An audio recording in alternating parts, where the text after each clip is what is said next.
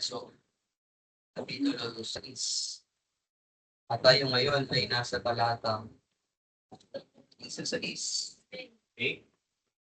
Ephesians chapter 6, verse 16. Yan ang ating key text ngayon na pag-aaralan. Pakakod na ba? Ephesians chapter 6.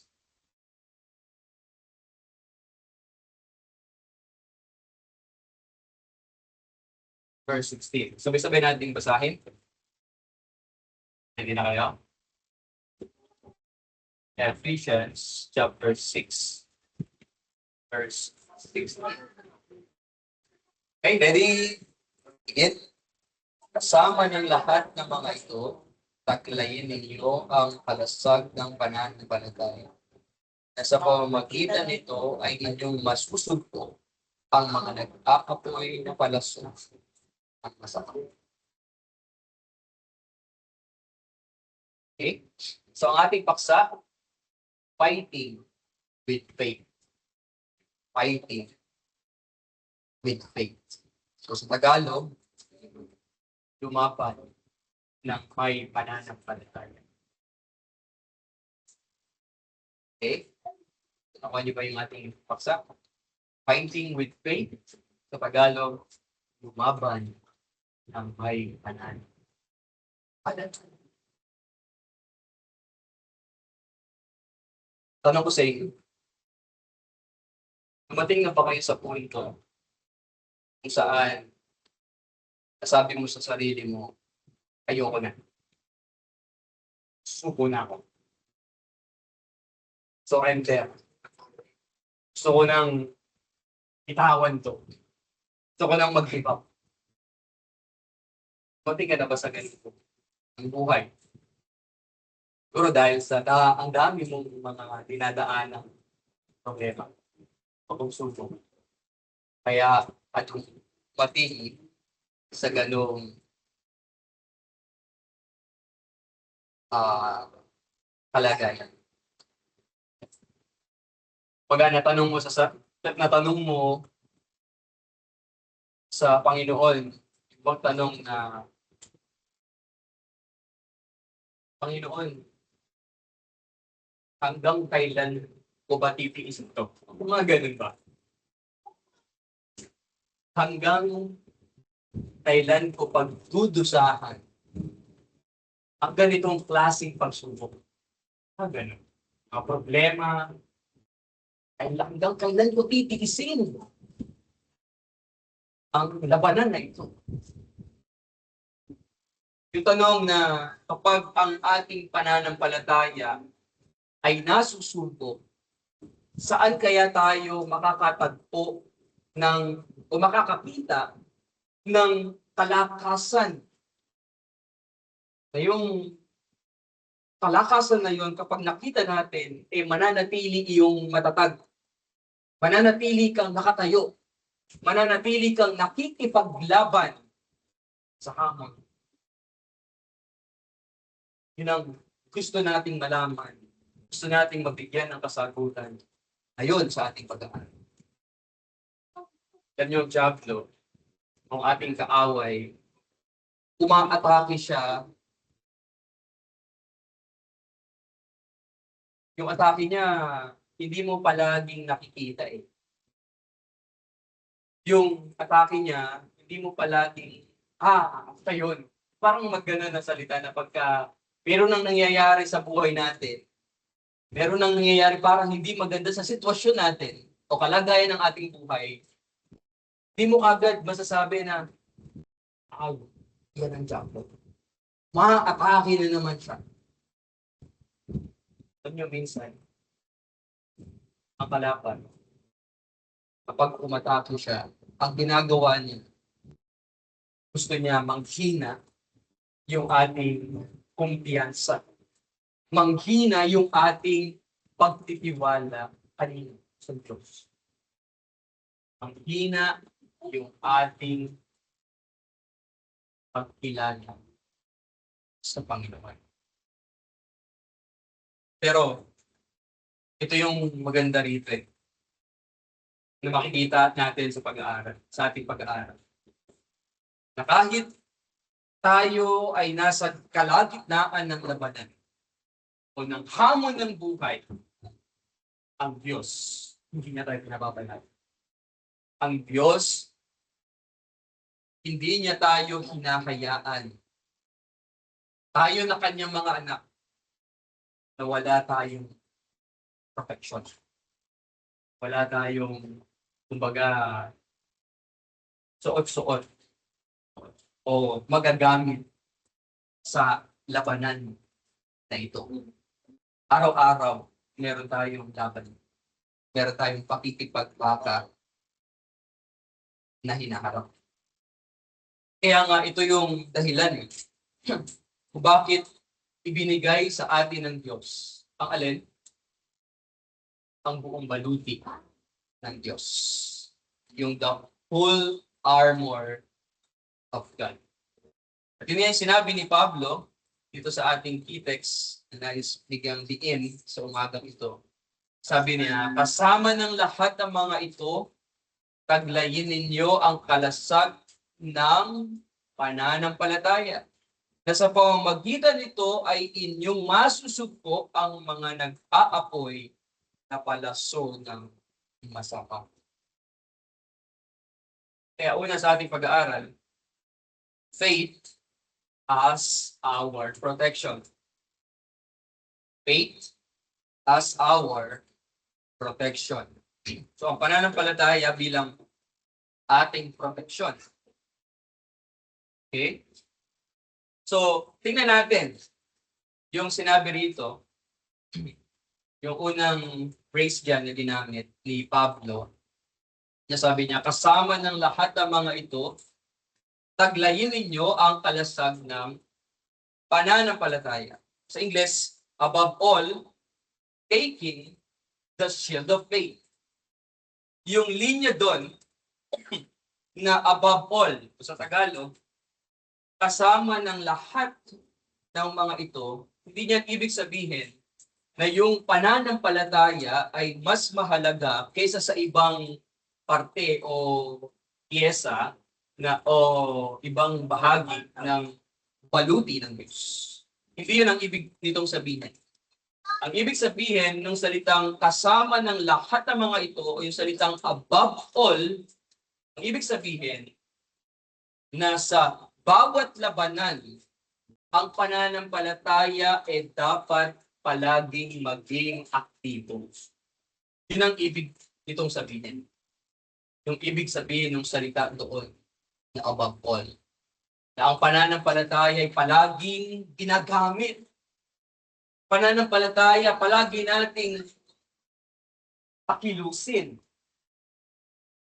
Yung pananampalataya na ibinigay sa atin ng Diyos.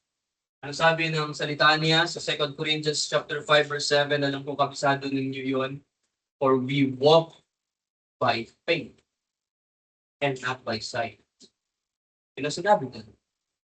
Again, for we walk by faith and not by sight. Now, yung salita naman doon na shield, sa Tagalog, kalasag. So, ang ibig sabihin naman nun, salitang shield doon, yun ay tumutukoy, imagine nyo na lang ha, yun ay tumutukoy sa kalasag ng isang Roman soldier na hindi siya yung shield, huwag nyo imaginein yung shield ni Captain America ha, hindi yun, hindi ganun ng itsura. Ang shield ng isang Roman soldier ay malaki. No? Malaki siya, na halos kaya niyang takpan yung buo niyang, yung buong siya. Yung buo niyang katawan. Kaya takpan ng shield o kalasag na iyon. At yun ay idinisenyo para maproteksyonan ang isang sundalo ng mga palaso. No? Sa ibang salin, mga pana, arrows. Na ang arrows, di mo alam kung saan siya manggagaling. Pwedeng sa harap mo, pwedeng sa likod, sa kabilang gilid. No, yan ang gamit niyan. Yan din yung shield, ibinigay, idinisenyo para maproteksyonan ang isang sundalo, lalo't higit doon sa mga palaso na nagliliyak. Yung palaso na nag-aapoy para nang sa gayon, pag meron kang shield, tumama yung nagliliyab na arrow, hindi ka mamamatay. May shield may kalasan. Hindi ka basta manghihina. Hindi ka basta masusunod. Kasi yung palaso, may kasamang apoy. So ginamit ito ni Pablo bilang paglalarawan sa atin o bilang paalala sa atin na ang ating pananampalataya, yun yung ating spiritual na protection. Take note of that. Na yung pananampalataya na ibinigay sa atin ng Diyos, pinapaalala sa atin ang salita niya, pinapaalala sa atin ng Diyos, na yung pananampalataya, yan yung spiritual na protection natin. Na yung pananampalataya, hindi nito tinatanggal yung labanan. Kundi ang pananampalataya, ang gamit nito sa atin, ito yung nagpoprotekta sa atin sa bawat laban, sa bawat pakikipaglaban sa hamon ng buhay, sa mga pagsubok, sa mga paghihirap na ating na-encounter, mga paghihirap na ating hinaharap. Yan ang pananampalataya. Yung pananampalataya, ibinibigay nito sa atin o ang ginagawa nito sa atin ay upang tayo ay magtiwala sa Diyos. Magtiwala sa alin? Sa mga pangako ng Diyos kahit mayroong mga panahon na tila ba hindi mo na intindihan, hindi mo na uunawaan yung mga nangyayari sa iyo. Yan ang pananampalataya. At yan ang kailangan natin gawin.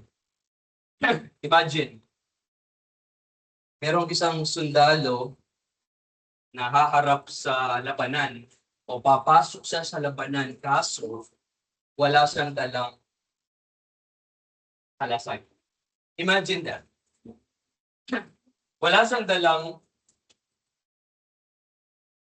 shield. Hindi niya dala yung kanyang shield. So ano mangyayari? Sabihin natin yung sundalong yon, meron siyang daladalang espada, isang Roman soldier. Meron siyang dalang espada kaso naiwan niya or hindi niya dala yung kanyang kalasag. Ano mangyayari? Yung kalaban niya nandun doon. Ang layo ng kalaban niya. Let's say nandun siya, isang kilometro ang layo. Pag di niya dala yung kanyang shield, ano mangyayari? Bago siya makalapit doon sa kanyang kalaban, maaaring tinamaan na siya ng palaso. Bago siya maka-atake sa kanyang kalaban, mahina na siya. Baka tinamaan na sa paa, tinamaan na siya kung saan-saan. Galing sa iba't ibang direksyon yung mga palaso na iyon. Kasi ang shield, ang purpose ng shield, o yung palasag, ang gamit nun, para makapanatili kang nakatayo sa laban. Para makapanatili kang lumalaban sa buhay.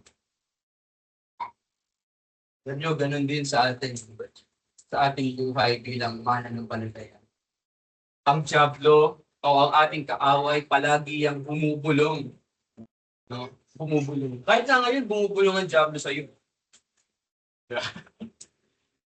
Nakikipaglaban tayo kahit sa pakikinig natin ang salita ng Diyos. Alam niyo ba yun? Ang dyablo, sinasabi niya, tulog ka na. Kaya makinig. Kasi sinasabi ng dyablo, magpingay ka. Sinasabi ng dyablo, boring ka. Yan ang bulong ng Diablo. Kahit ngayon, tumikilos siya. Pero, ito talaga eh. Merong mga panahon na ang atake sa atin ng Diablo, maihahalin tulad mo siya sa fiery darts. O yung nagliliyab, sabi dun sa text, yung nag-aapoy na palaso. Nakabila. Hindi mo alam kung saan ang direksyon, saan siya tumitira. At yan ay nagsisimula sa simpleng bulong. Simpleng bulong. Yung sasabihin niya sa'yo, hindi nagmamalasakit ang Diyos sa'yo. Hindi ka totoong mahal ng Diyos. Sasabihin niyan sa'yo, yung mga panalangin mo, hindi yan pinapakinggan ng Diyos. Sasabihin sa'yo ng Diablo, hindi mo mapagtatagumpayan yung kasalanan na yan. Sabihin niya sa'yo, sabihin ng Diablo, wala, palagi kang tigo sa buhay. Sabihin ng Diablo, wala, dismayado sa'yo ang Diyos.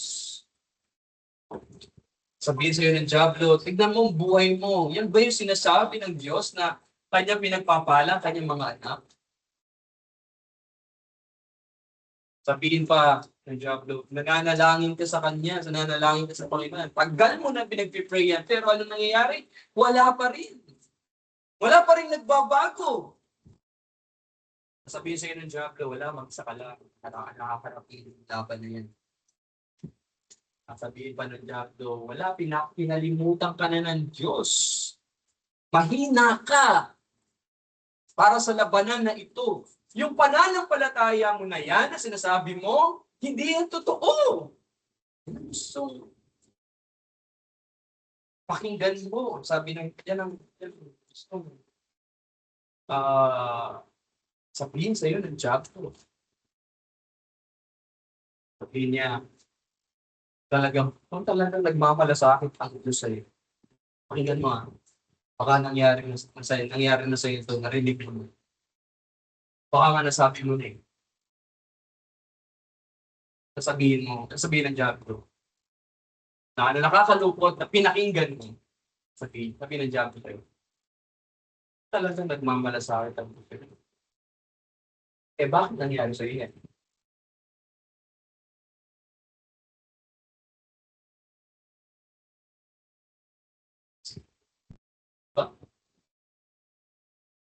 Bakit patuloy kang naglilingkod sa Diyos? Wala naman nakakakita.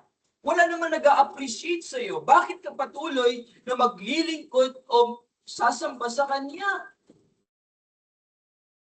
Wala namang makakamiss sa iyo kung palagi kang absent sa church. Okay lang na mag-join ka na lang sa online. Huwag ka nang dumalo, pumunta sa church, huwag ka nang makasama ng mga kapatid mo sa Panginoon face to face. Yan ang madalas sabihin ng Diablo sa atin.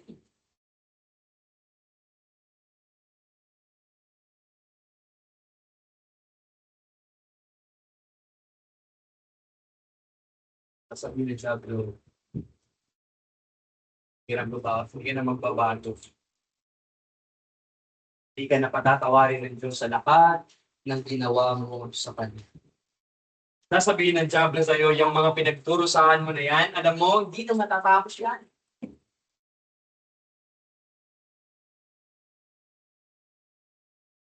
Ano sabihin niya sa iyo? Ano, suko ko na? Ano, ayawan na? Hindi mo na kaya. Sumuko ka. Yan ang gusto ng Diablo. Bawat kasinungalingan na dala-dala niya, ang Diablo, hindi lang siya basta umakatake sa mga nangyayari sa ating buhay. Well, doon siya actually madalas umatake sa circumstansya or sa sitwasyon na meron ka, doon siya madalas umatake.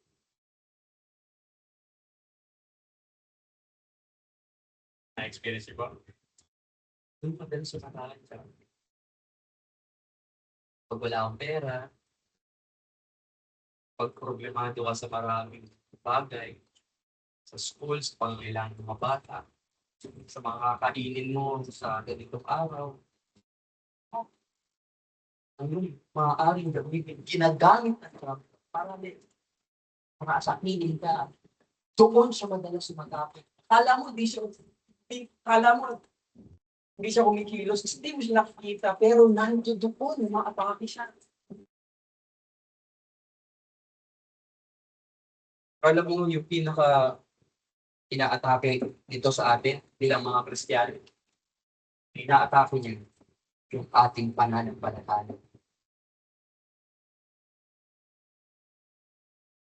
Bakit inaatake ng Diablo yung pananampalataya mo? Kasi gusto ng Diablo magduda ka sa katapatan ng Diyos. Magduda ka sa mga pangako ng Diyos sa iyo. Na yung mga salita niya hindi matutupad, hindi mangyayari. Nasasabihin sa iyo ng Diablo na atake niya yung pananampalataya mo, sasabihin niya sa iyo o questionin mo, marahil sisisihin mo pa ang Diyos. Bakit nangyayari sa iyo yun? Hindi mo malalain. Questionin mo ang kabutihan ng Diyos.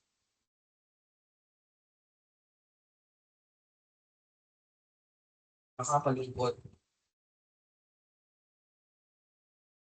Ang atake niya is pananampalataya. Papapaniwala ka sa Diablo. Ang gawa ng Diablo sa atin, mawalan tayo ng tiwala sa Diyos. Yan ang atake niya. Kaya nga napakahalaga para sa atin.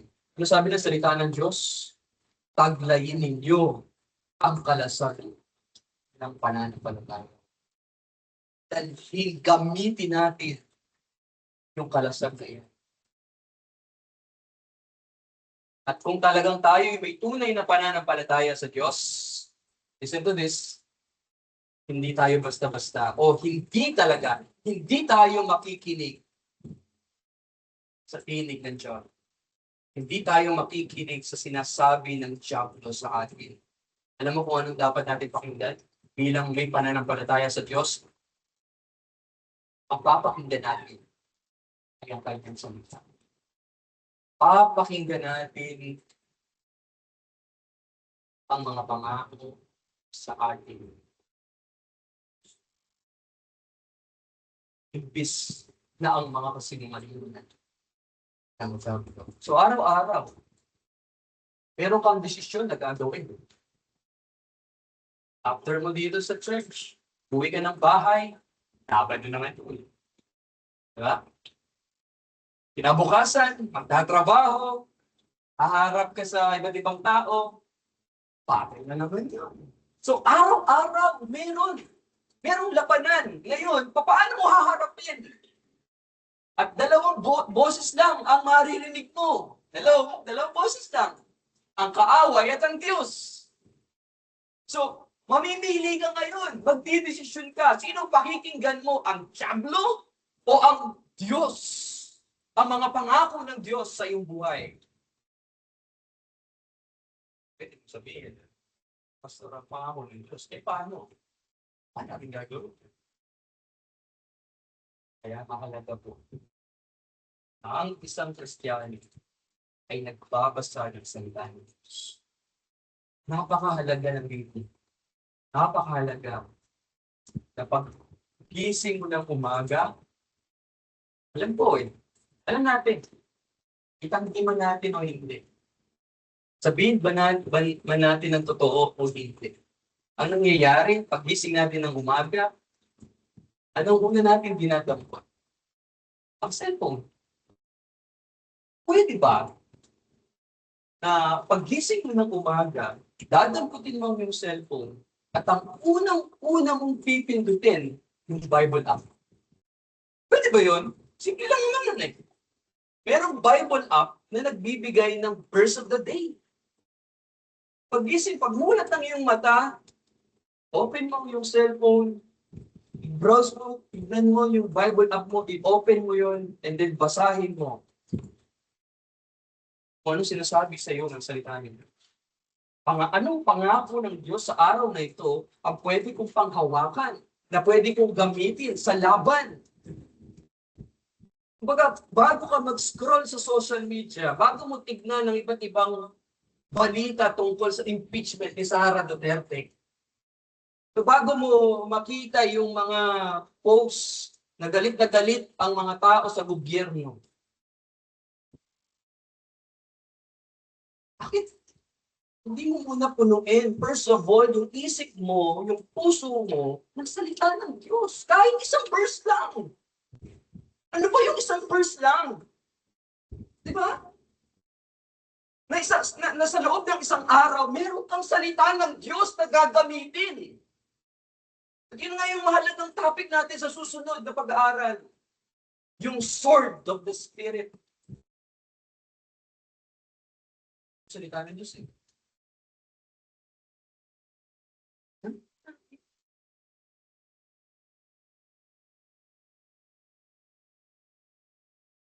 So, buksan natin ang salita ng Diyos sa araw-araw.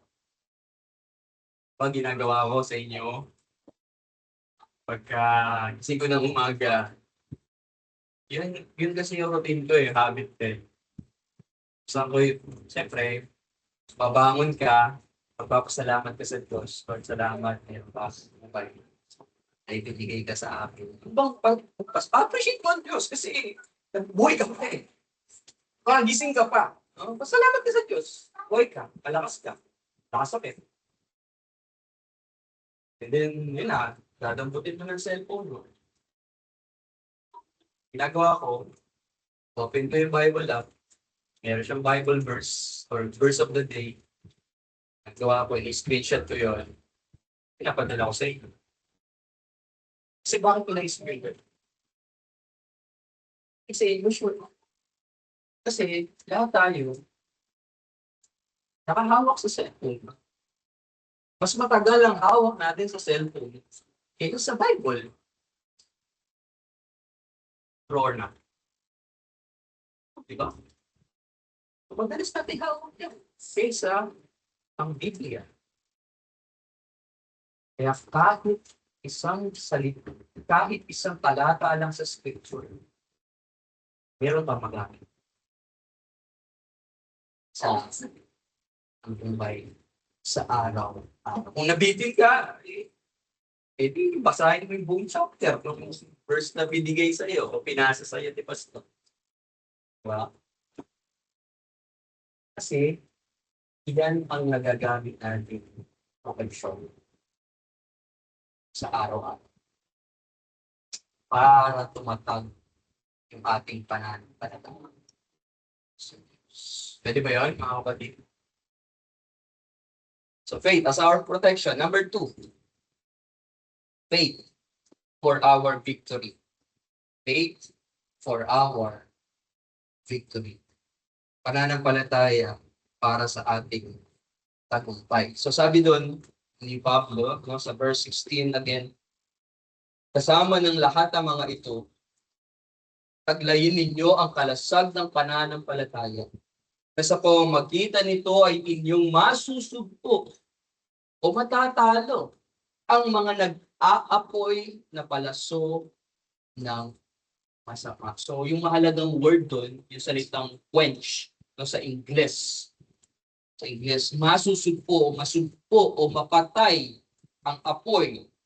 So, yung salita pala na word doon, ang gamit doon ay para mapahinto mo yung nagliliyab. Mapatay yung apoy. Kasi nung panahon ni Pablo, kapatid, panahon ni Pablo, yung mga sundalo, yung kalaban, let's say, ang ginagawa nila, nagsisindi sila ng kanilang mga palaso o arrows. Sinisindihan nila, nilalagyan nila ng apoy bago nila yun ipas sa kalaban. So, nakakita na kayo ng gano'n, no? So, mga ancient movies, no? Na mga palabas. Ganun ang ginagawa nila. Sinisindihan muna nila yung kanilang mga pana bago nila ipana sa kalaban. Ngayon, tayo bilang isang sundalo ni Kristo, no, na makikipaglaban ngayon. Okay? Andyan ba kayo? Na makikipaglaban ngayon. Para maproteksyonan, no, ng isang sundalo ni Kristo yung kanilang sarili. Okay, tandem kayo sa ancient, ha? Isang sundalo para maproteksyonan niya yung kanyang sarili, ang gagawin niya, gumagamit sila ng malalaking shields na may leather covering at ibinababad iyon sa tubig. Na kapag ka tumama yung burning arrows, yung nagliliyab na pana doon sa shield, ang mangyayari, mamamatay yung apoy. Okay, merong leather cover, yung shield, and then nakababad sa tubig. Kaya pagka inangat nila, dumating yung arrow na nagliliyab, pag tumama yun doon, mamamatay yung apoy.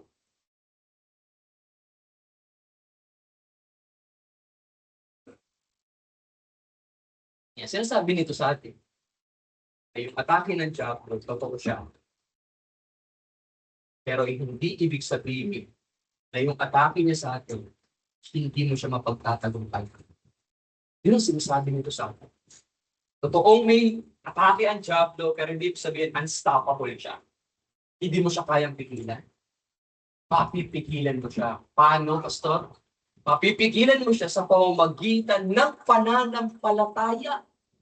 Sinasabi ng salita ng Diyos. Sa pamamagitan ng pananampalataya, magagabi mo ang anumang atake ng Diablo sa iyo. Ng kalaban sa iyo, mapapatay, mapagtatagumpayan mo siya, matatalo mo siya. Sa pamamagitan ng iyong pananampalataya. Ang araw sa ating buhay, na tila ba yung mga palaso o yung tira ng Diablo sa atin, eh hindi matapos-tapos. Lagi tayong tinatamaan.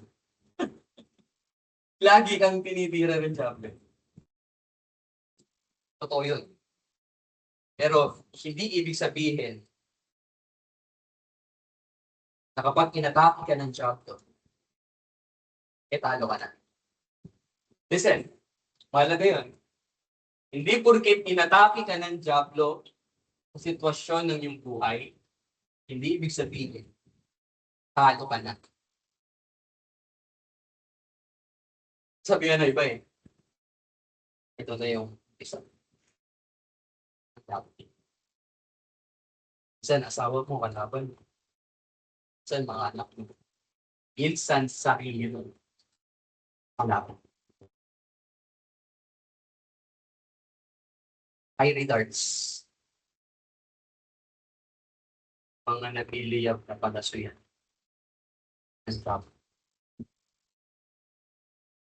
Well, ang magandang balita rito sa ating pag-aaral, yung tagumpay, hindi yung kapag ang labanan ay matapos. Kundi ang tagumpay ay kapag yung pananampalataya mo sa Diyos ay nanatili. Kailangan manatili yung pananampalataya mo sa Diyos. At ang mabuting balita para sa atin na yung pananampalataya, hindi yan yung ating tagapagligtas. So pagdating sa salvation,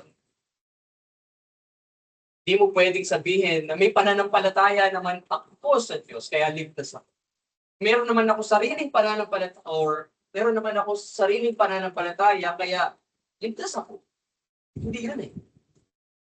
Ang pananampalataya natin ay dun sa object ng faith. At yung object na yun ay walang iba kundi si Christ. Kaya ang pananampalataya kay Kristo ay yun ang kaligtasan. At alam natin na sa kasaysayan, si Jesus Christ, siya yung pumarap sa pinakakatinding labanan. Di ba? Pinakamatinding laban na hinarap niya. Alam mo kung ano yun? Hinarap niya yung kasalanan, hinarap niya yung kaaway, hinarap niya ang kamatayan. Na parang sa ilang sandali, yung kadiliman ay parang nagtagumpay. Di ba? Nalagutan siya ng hininga, yung sinabi niya na huli niya sinabi, into thine hands I commend my spirit. Tapos nalagutan siya ng hininga. So namatay siya. Para bang sa loob ng mga sa loob ng ilang oras o araw, sa loob ng ilang araw, para bang ang Diablo nagtagumpay. Para bang ang kadiliman ay nagtagumpay. Pero ano nangyari? On the third day, he rose again. On the third day, he rose again from the grave. Nabuhay na magulid si Yesu Cristo. Ano ibig sabihin nun? Ang ibig lamang sabihin nun, ng kanyang muling pagkabuhay mula sa mga patay, ay patunay lamang yun na napagtagumpayan niya ang kasalanan. Nagapi niya, natalo niya ang kalaban, ang Diablo. At tuluyan niyang nawasak ang kamatayan. Kaya nga kay Kristo may buhay. May buhay na walang hanggan. Sabi ni Christ, I am the way, the truth, and the life.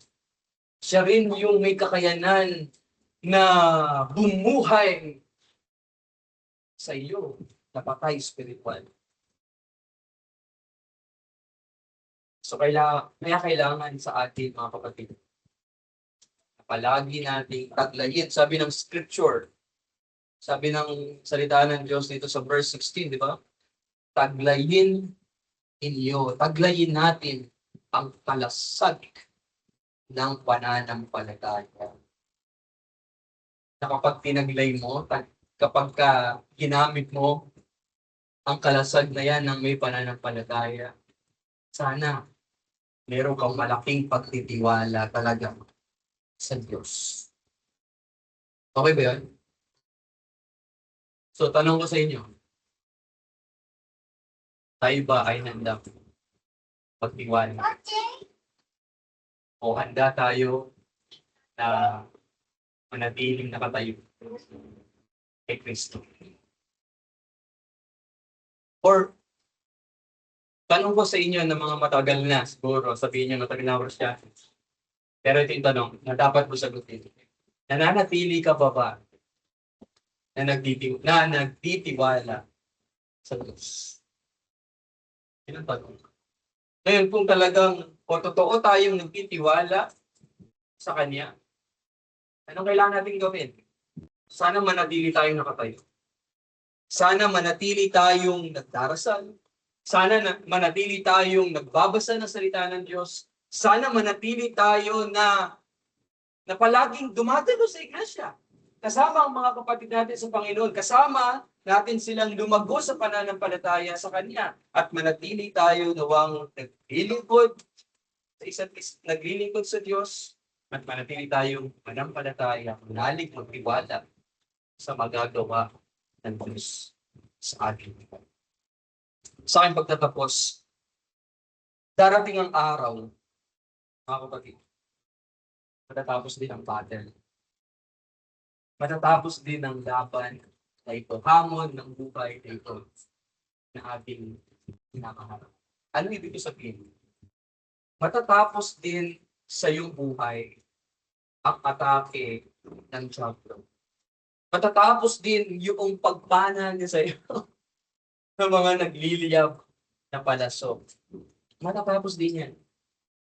Dahil darating yung araw, haharap tayong lahat sa ating matagumpay na hari. Nagtagumpay at yun ay walang iba kundi si Yesu Cristo. Siya yung nagtagumpay sa lahat. Makikita natin siya ng mukhaan at makakasama natin siya magpasawalang hanggan na kung saan doon sa langit wala ng hirap, wala ng pag-iyak, wala ng sakit, wala ng pagdurusa. Lahat ng ito, wala na. Dahil kapiling na natin, kasama na natin ang Diyos. So lahat ng ito, matatapos din. Kaso, nandito pa tayo. Yun ang problema ngayon. Paano yan? Basta hindi pa tayo. Kasi matatapos. Ganun. Ganun na, nanaginip na ako. No? Anong solusyon?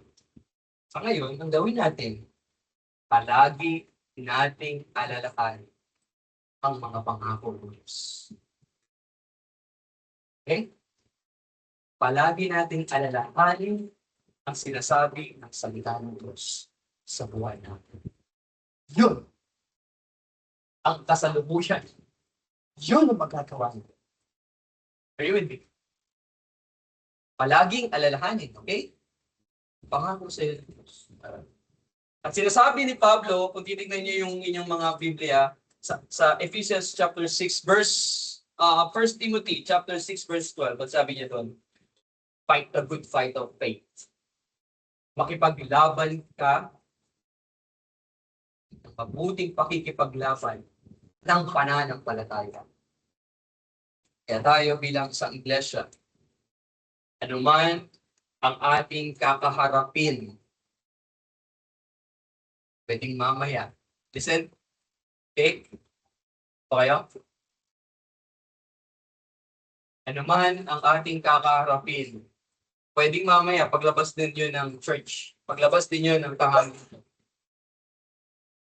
Meron na kayo kaagad nakaharapin na laban. Meron na kayo ulit kakaharapin na laban bukas sa makalawa. Sa mga susunod na araw, linggo, buwan, taon ng inyong buhay. Sana tandaan mo to. Harapin mo ang lahat ng ito. Listen, mahalaga to ha. Ito na ako magtatapos. Harapin mo ang lahat ng ito. Hindi natatakot. Harapin mo ang lahat ng ito at hindi ka magdududa sa pangako ng Diyos. Harapin mo ang lahat ng ito. Hindi dahil malakas ka, kundi mayroong lakas na ibinibigay ang Diyos sa iyo. Mayroong proteksyon na ibinigay sa atin ng Diyos. Isuot mo. Iyon na yung baluti ng Diyos. Palagi sana natin ito. Kaya, pakikipaglaban, huwag kang lalaban ng wala lang. Huwag kang makikipaglaban sa sarili mo lang. Lumaban ka. Yun yung title natin. Lumaban ka ng may pananampalataya.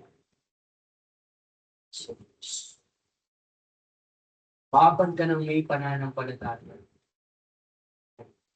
Oo, sabi mo minsan, okay lang yan, mahal.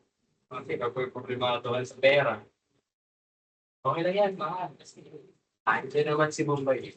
Pwede naman ganun eh. Pero, sana hindi nawawala sa isipan mo pagtiwala, lalo't higit sa Diyos. Kaya, sabi ni William Gurnall, dito akong tatapos sa quote na to. Sabi niya, the Christian's armor will rust except it be used. Tagalog. Ikaw na pinagkalooban ng baluti ng Diyos. Kapag yan, hindi mo raw ginamit, papalawangin yan. So, anong sinasabi ngayon sa atin? Gamitin mo. Gamitin natin. Amen? Tayo ko na lang.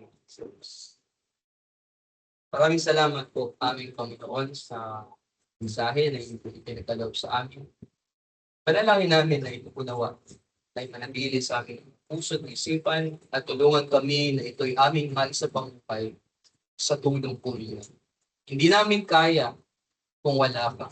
Hindi namin kaya kung wala ang lakas ni Jesucristo, ang karunungan na nagmumula sa Kanya para maharap namin, masuko namin ang kalaban.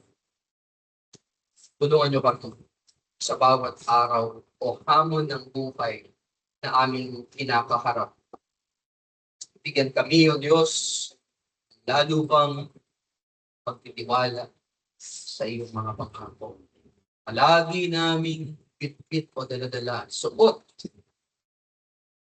ang baluti na inyo pong ipinagkaloob sa amin. Patawad po kung minsan kami ay nadadala ng aming emosyon, nadadala ng kaaway namin upang kami bumagsak sa pagkakasala. Pinapahayag namin ng Diyos na ang lahat nawa ng ito sa amin na inyo pong releasin kami, patawarin kami sa pagkakasala na ito sa aming magawa. Talikwas sa iyong kalooban. Simula ngayon, amin na pong aalalahanin palagi ang iyong mga salita, ang iyong mga pangako sa aming buhay. Ito po ang aming dalangin sa pangalan ni Jesus. Amen. Ngayon ay buksan natin ang ating mga hymn books. Habang tayo ay umaawit,